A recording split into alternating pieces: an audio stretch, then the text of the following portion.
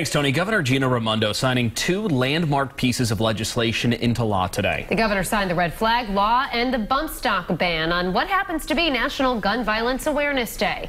And tonight we're learning more about what the new laws will do to help protect Rhode Islanders from gun violence. Eyewitness News reporter Eric Halperin was at the State House for today's ceremony. He joins us live now from the mobile newsroom.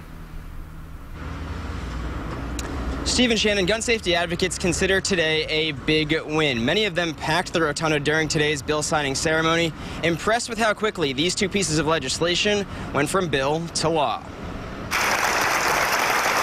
Dozens wearing orange to support National Gun Violence Awareness Day, also filling the rotunda in support of the newly signed legislation. Many in the crowd representing moms demand action for gun sense in America. It meant so much. One of the new bills signed into law by Governor Raimondo bans bump stocks, which increase the fire rate of semi-automatic weapons. Federal law enforcement officials say the device was used by the gunman in the Las Vegas concert shooting that killed nearly 60 people and injured hundreds. There's no one thing that will stop these tragedies. The bills I signed today are big steps forward. The other bill signed into law, the red flag bill. It allows police to bring evidence showing a person is a danger to themselves or others and owns a gun to a judge.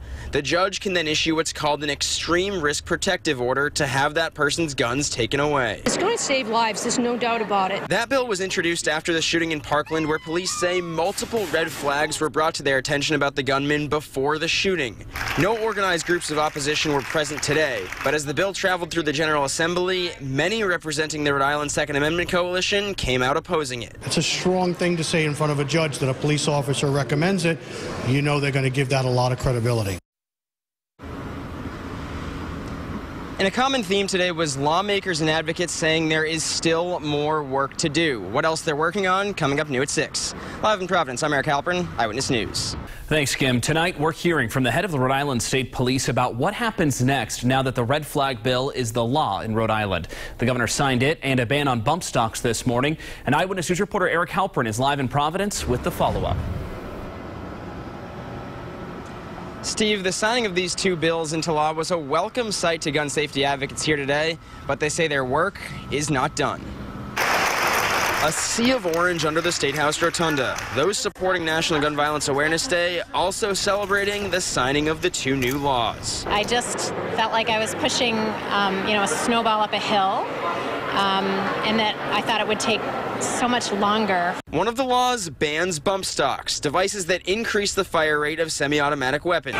Federal officials say it's what the Las Vegas shooter used to kill dozens and hurt hundreds. The other is a red flag law, which allows police to bring evidence showing a person is a danger to themselves or others and owns guns to a judge.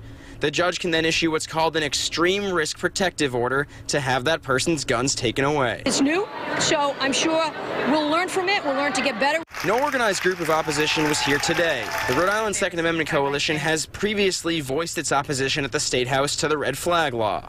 Both pieces of legislation were pushed by the group Moms Demand Action for Gun Sense in America. Its volunteer legislative lead wants to see even more done. There's plenty of other fantastic bills that were introduced this year and in previous years that I hope will be considered in short order and will move along. And some of those bills include a ban on assault weapons, a ban on high-capacity magazines, and a bill that would only allow police to carry guns on school property. The governor was asked about those today. She says that if they don't make it through this legislative session, they'll be brought up again in the next one. Live in Providence, I'm Eric Halperin, Eyewitness News.